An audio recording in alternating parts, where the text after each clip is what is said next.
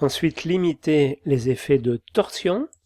Donc, distribuer les masses et les raideurs, murs, poteaux, voiles, de façon équilibrée. Voilà, donc en cas de séisme, on évite d'avoir des poteaux, enfin ici, qu'il n'y ait pas de poteaux, et puis des fils de poteaux comme ceci. Ça, c'est pas un bâtiment qui va résister dans le temps.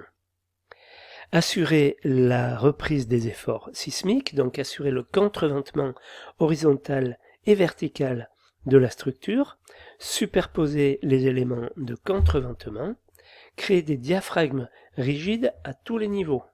Voilà, donc là, le bâtiment de gauche ne fonctionne pas au niveau du joint de fractionnement, hein, tandis que le bâtiment de droite, lui, va résister beaucoup plus à un séisme.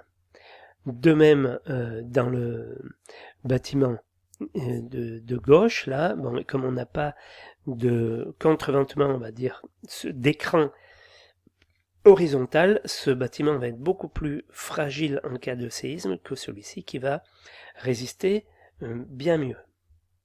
Voilà. Donc, par exemple, bon, ben, on voit, ça c'était en Italie, comment ça se passe avant et après.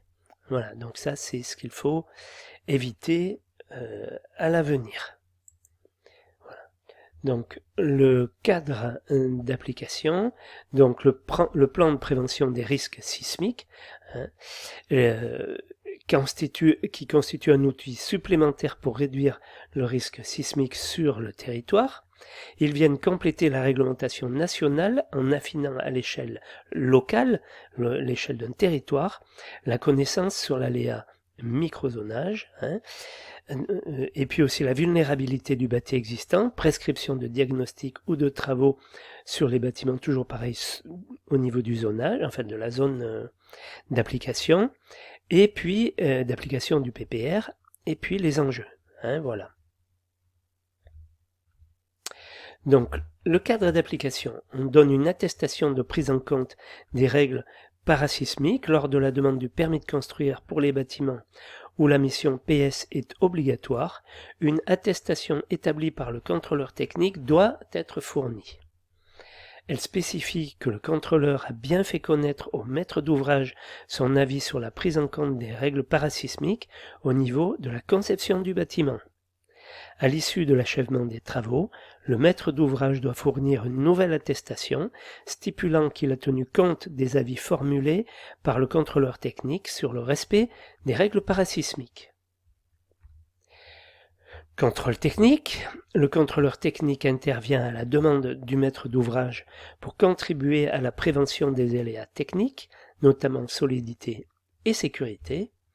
Le contrôle technique est rendu obligatoire pour les bâtiments présentant un enjeu important vis-à-vis du risque sismique. C'est un article du Code de la construction et de l'habitation qui le précise. Dans ces cas, la mission parasismique, PS, doit accompagner les missions de base solidité, qui est la mission L, et de sécurité, qui est la mission S pour le contrôle technique. Voilà, donc maintenant il y a une vidéo faite par AQC, Assurance Qualité Construction, qui vous réexplique un peu ce que je viens d'expliquer là, d'une manière plus illustrée, peut-être plus facilitante pour vous. Je vous la laisse découvrir maintenant.